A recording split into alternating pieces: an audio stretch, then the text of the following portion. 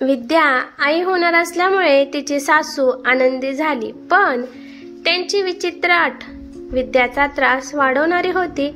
त्यातच एके दिवशी, आई तुला एक गोड बातमी सांगायची आहे. हो का बाळा, सांग ना कोणती गोड बातमी आहे. मी आजी होणार आहे का? श्यामलताईने उत्सुकतेने विचारले. विद्या लाजली आणि म्हणाली, हो आई, असेच घडणार आहे. आज सकाळीच विद्याला ही गोड बातमी समजली होती. तिने दवाखान्यात जाऊन तपासणी करून घेतली होती. पती दीपक नंतर तिने सर्वप्रथम तिच्या आईला ही आनंदाची बातमी सांगितली होती. ही बातमी ऐकून आईने आनंदाने उडी मारली. माझ्या बाळा, तू तुझ्यासारख्याच गोड मुलीची आई होशील. तुझी मुलगी माझ्यासारखी हुशार आणि तुझ्यासारखी सुंदर असेल. आई, मला मुलगी होईल हे तू आताच कसे सांगू शकतेस? कारण माझ्या मनाला असे वाटते आणि मलाही हेच हवे आहे. माझ्या बाळा, तुला मुलगीच होईल. मी आताच ही बातमी तुझ्या वडिलांना सांगते. विद्याने हसून फोन ठेवला आणि सासूबाईंना फोन केला. सासूबाई, तुम्ही आजी होणार आहात. बाळा, काय सांगत आहेस? खरंच मला नातू होणार आहे. तू खूप छान बातमी दिलीस. मी कधीपासून याच दिवसाची वाट पाहत होते. सुखी राहा मुली. सासू तिला आशीर्वाद देऊ लागली. विद्या हसली आणि म्हणाली, सासूबाई, कशावरून नातू होईल? मुलगीही होऊ शकते ना? बाळा, मला नातू हवा आहे आणि बघतच राहा, नातूच होईल. आता तू स्वतःची खूप काळजी घ्यायला हवीस. जास्त वजन उचलू नकोस. आणि मीरा येणार आहे की नाही काम करायला? हो सासूबाई, तुम्ही काळजी करू नका. ते नियमितपणे घरकाम करायला येते. आजकाल फार सुट्ट्या घेत नाही. तिला अजिबात सुट्टी देऊ नकोस. अशा अवस्थेत विश्रांती घेणे खूप गरजेचे असते. विशेषतः सुरुवातीचे आणि शेवटचे 3 महिने खूप महत्त्वाचे असतात. हो सासूबाई, मला माहित आहे. तुम्ही निश्चिंत राहा. मी स्वतःची पूर्ण काळजी घेईल. असे बोलून तिने फोन ठेवून दिला. गरोदरपणाच्या सुरुवातीच्या महिन्यात विद्याला खूप मळमळ व्हायची. दीपक तिची काळजी घेत होता. कामवालीही तिला जमेल तशी मदत करत होती. सर्व व्यवस्थित सुरू होते. आता विद्याला 5 महिने झाले होते. त्या दिवशी सकाळी ती बाल्कनीत उभी असताना तिला तिची आई गाडीतून उतरताना दिसली. तिच्या हातात एक मोठी बॅग होती. आई राहायला आली होती. आनंदाने विद्या खाली गेली. दीपक पण मागोमाग गेला. आईच्या हातातून सुटकेस घेऊन पायऱ्या चढत त्याने विचारलं, आई, तुमची शिकवणी वर्गाचे काय होणार? इथे आलात तर मुलांना कसे शिकवणार? बेटा, हल्ली ऑनलाईन क्लासेस होतात, त्यामुळे मला वाटले की अशा अवस्थेत मी माझ्या मुलीसोबत असावे. तुम्ही खूप छान केलेत आई. विद्यालाही बरे वाटेल आणि तिची काळजीही घेतली जाईल. हो बाळा, हाच विचार करून आले. पण आई, तुझ्याशिवाय तिथे बाबा सर्व सांभाळू शकतील ना? विद्याने शंका व्यक्त केली. बाळा, तुझ्या वडिलांना सांभाळायला त्यांची सूनबाई आहे. आता ती त्यांची सर्व कामे करते. मी घरी फक्त आराम करते. हो का? आई, तू आल्यामुळे मला खूपच आनंद झाला आहे. विद्या आज खूप खुश होती. आज कितीतरी दिवसांनी तिला आईच्या हातचे खायला मिळणार होते. विद्याची आई येऊन 10 दिवस झाले होते. आई गरोदरपणात आवश्यक असलेले खायचे पदार्थ विद्याला वेळच्या वेळी करून स्वतःच्या इच्छेनुसार खायला घालायचे. तिने विद्याला काय करावे, कसे बसायचे हे शिकवले. तिच्या गरोदरपणाच्या वेळी गोष्टी ती विद्याला सांगायची. एकंदरीत विद्या खूप छान वेळ घालत होती. तिची आई खूप शिकलेली होती. ती महाविद्यालयात शिक्षिका होती, त्यामुळे जरा जास्त शिस्तप्रिय होती.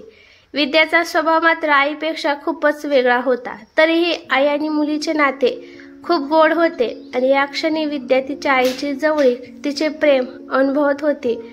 वेळ आनंदात जात होता. दरम्यान एके दिवशी दीपकला आईचा फोन आला. बाळा, मी तुझ्याकडे येते. नातवाला पाहण्याची खूप इच्छा आहे. पण आई, तुझा नातू अजून कुठे आला आहे? दीपकने विचारले. अरे वेड्या, आला नसला तरी लवकरच येणार आहे. विद्याच्या पोटातील माझ्या नातवाची सेवा केली नाही तर मी कसली आजी? चल फोन ठेव, मला सामान भरायचे आहे. पण आई, तुझा सत्संग आणि तू रोज त्या चर्चासत्राला जातेस त्याचे काय? शिवाय तू खानावळही चालवतेस ना? ते सर्व सोडून तू इथे कशी काय राहू शकतेस? अरे बाळा, खानावळ चालवायला मी दोघांना पगारावर ठेवले आहे. दोघेही चांगल्या प्रकारे खानावळ सांभाळतात. ही वेळ परत येणार नाही. चर्चासत्रात तर मी नंतरही सहभागी होऊ शकते. ठीक आहे आई, तू ये. विद्याची आईही आली आहे. तुला त्यांचीही सोबत होईल. त्या कधी आल्या आहेत? 15 दिवसापूर्वी. तू ये, आता मी फोन ठेवतो. दीपकची आई 2 दिवसांनी आली. विद्याच्या आईने त्यांचे मन मोकळेपणे स्वागत केले. दीपकच्या आईनेही त्यांना मिठी मारली आणि सांगितले की फार छान झाले, या निमित्ताने आपल्यालाही एकत्र राहता येईल. मनातून मात्र दोघींनाही एकमेकींबद्दल राग होता. लवकरच हा राग उघडपणे दिसू लागला. विद्येची आई सकाळी 6 वाजता उठून विद्याला फिरायला घेऊन जायची. हे लक्षात येताच दीपकची आई 6 वाजण्यापूर्वीच उठू लागली आणि विद्याला योगा शिकवू लागली. फेरफटका मारण्याऐवजी विद्याने गर्भधारणेदरम्यान उपयोगी पडणारी काही आसने शिकावीत, यासाठी त्या तिच्या मागे लागल्या. इकडे विद्येच्या आईला तिला तिच्यासोबत फिरायला घेऊन जायचे असायचे. कोणाचे ऐकावे आणि कोणाचे नाही असा संभ्रम विद्याला पडायचा. विद्याची आई नाराज झाली होती. ताई, ही माझी मुलगी आहे आणि मी तिला यावेळी फिरायला घेऊन जाणार आहे. ताई, पण ही व्यायामाची वेळ आहे, तुम्ही का समजून घेत नाही? मी माझ्या गरोदपणात माझ्या सासूबाईच्या सांगण्यावरून योगा केला, मग बघा कसा निरोगी मुलगा झाला. दीपकची आई म्हणाली. दीपकने लगेच यावर तोडगा शोधला आणि आईला समजावून सांगितले की आई, विद्या सकाळी फिरायला जाईल आणि संध्याकाळी योगा करेल. शिवाय संध्याकाळी योगा करणे खूप चांगले असते, कारण त्यावेळी वातावरणात भरपूर ऊर्जा असते. यानंतर रोज कुठल्या ना कुठल्या गोष्टीवरून दोघींमध्ये खटके उडू लागले. विद्याची ही आई विद्याला जे काही करायला सांगायचे ते दीपकची आई काहीतरी निमित्त काढून तिला करू देत नसे. दोघीही विद्याच्या आवडीबद्दल बोलत असत, पण कुठेतरी त्यांचा हेतू एकमेकींना अपमानित करून स्वतःला वरचढ दाखवायचा असायचा.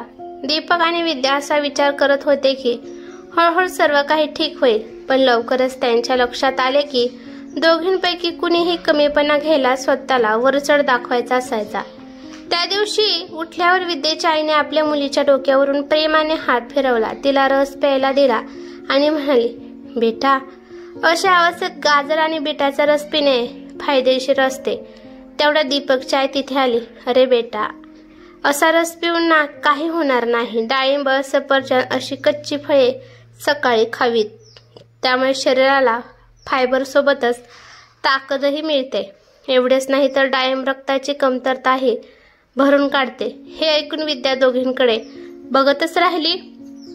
त्यानंतर दोघीकडील वस्तू घेऊन म्हणाली, या दोन्ही गोष्टी मला आवडतात. मी रसही पिईन आणि फळेही खाईन. तुम्ही दोघे बाहेर फिरून या, तोपर्यंत मी जरा आराम करते. दोघे बाहेर गेल्यावर विद्याने सुटकेचा निश्वास सोडला आणि दीपकला हाक मारली. दीपक बाजूच्या खोलीतून आला आणि म्हणाला, हे काय सुरू आहे? दोघेही ऐकायला तयार नाहीत. रात्री 12 वाजेपर्यंत तुझ्यासोबत असतात. आपल्याला स्वतःसाठी अजिबात वेळ मिळत नाही. हो दीपक, मीही तोच विचार करत आहे.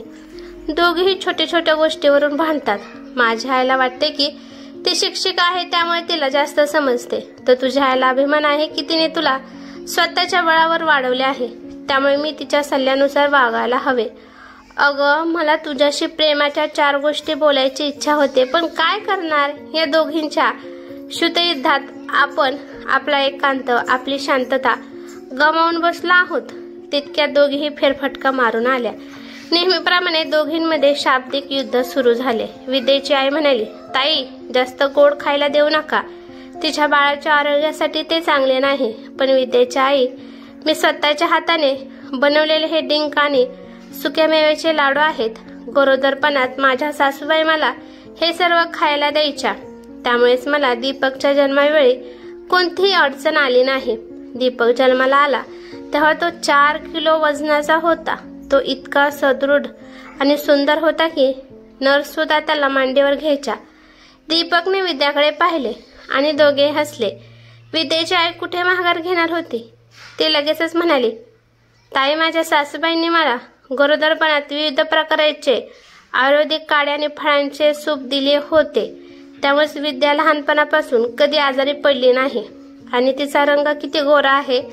माझ्या बहिणीच्या मुलाला लहानपणी कधी खोकला तर कधी ताप यायचा, पण विद्या खेळत उड्या मारत मोठी झाली. हे ऐकून दीपकची आई लगेच म्हणाली, अहो ताई, बाळ गर्भात असताना असा कोणता काढा तुम्ही प्यायला दिला होता जो प्यायल्यामुळे तुमची मुलगी अजूनपर्यंत निरोगी राहिली असे कधी काही घडत नसते. तुम्ही कोणत्या भ्रमात जगत आहात? ताई, मी भ्रमात जगत नाही. प्रत्यक्ष अनुभव घेतल्यानंतरच मी हे सर्व सांगत आहे. माझ्या परिसरात कोणाची सून गरोदर राहिली तर तिच्या सासूबाई आधी तिच्या सुनेच्या खाण्यापिण्याची काळजी कशी घ्यायची याचा सल्ला घ्यायला माझ्याकडे येतात. भ्रमात तर तुम्ही जगत आहात. नेहमीप्रमाणे दोघींमध्ये शीतयुद्ध सुरू झाले. विद्या आणि दीपक नेहमीप्रमाणे भांडण मिटवू लागले. आता हे रोजच झाले होते. कधी होणारे बाळ हे मुलगा असेल की मुलगी यावरून दोघी भांडायच्या. त्यामुळे दीपक आणि विद्या या दोघींचाही दिवस दोघींचे भांडण सोडवण्यात जायचा. एकमेकांसोबत प्रेमाने वेळ घालवण्याची संधी त्यांना मिळत नव्हती. एके दिवशी दीपक म्हणाला, विद्या, आता आपल्याला या समस्येवर उपाय शोधायलाच हवा आणि एक गंमत करूया. असे म्हणत विद्याने दीपकच्या कानात काहीतरी सांगितले आणि दोघे हसले. दुसऱ्या दिवशी सकाळी विद्याच्या वडिलांचा फोन आला. त्यांना त्यांच्या पत्नीशी बोलायचे होते.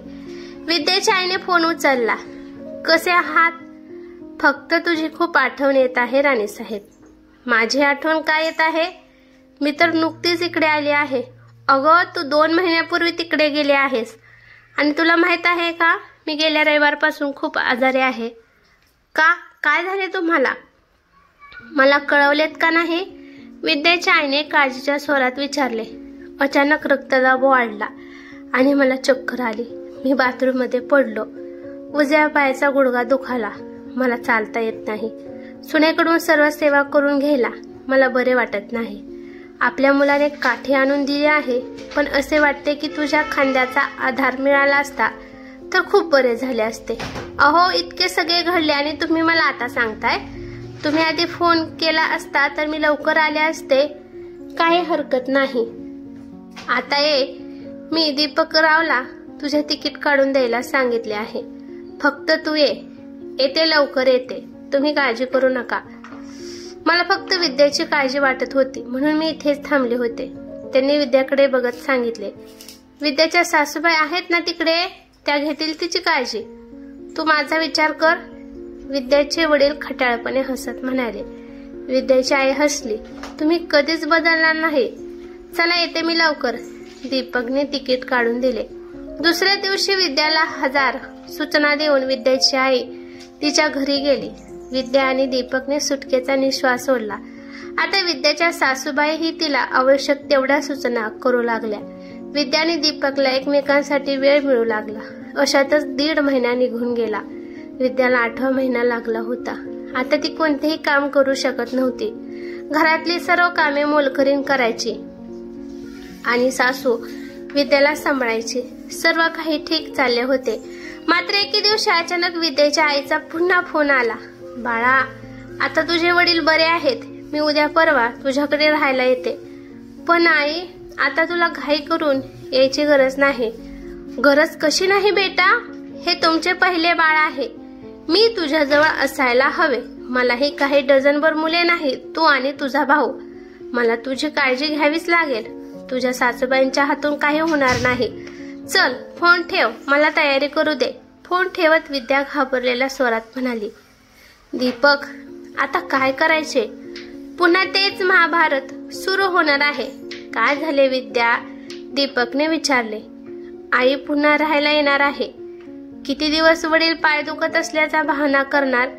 विद्या उदासपणे म्हणाले. निराश होण्यासारखे काही नाही.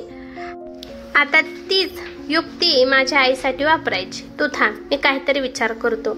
दुसऱ्या दिवशी सकाळी दीपक त्याच्या आईकडे गेला आणि म्हणाला की, आई, आजीची तब्येत बिघडली आहे आणि तिने तुला बोलवले आहे. नाही बाळा, यावेळेस मी जाऊ शकणार नाही. माझा नातू येणार आहे, नंतर जाईन. पण आई, आजीला तुझीच आठवण येत आहे. तू आजीची काळजी घ्यायला जा. तोपर्यंत विद्याची काळजी विद्याची आई घेईल. 2-3 दिवसात ती येणार आहे. पण बेटा, काही पण वगैरे नाही. तू जास्त विचार करू नकोस. आताच तयारी कर. ठीक आहे बेटा, माझे जायचे तिकीट काढ. दीपकची आई सामान भरू लागली. दीपकने आजीला फोन करून खरी परिस्थिती सांगितली होती आणि आजीने पण दीपकची साथ दिली होती. आजी म्हणाली, काळजी करू नको. जोपर्यंत तुला बाळ होत नाही तोपर्यंत तुझ्या आईला तिकडे पाठवत नाही।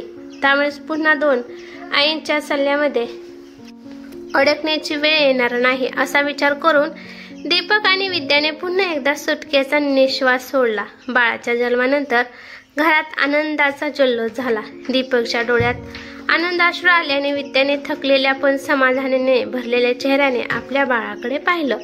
दोघेही आई, विद्याची आई आणि सासू आता एकमेकींना हसून पाहत होत्या। ज्या गोष्टीवरून त्या आधी वाद घालत होत्या त्या आता दोघींनी विसरल्या होत्या। दीपक बाळाला मांडीवर घेऊन म्हणाला, विद्या बघ ना, आपला छोटंसं जग आलं।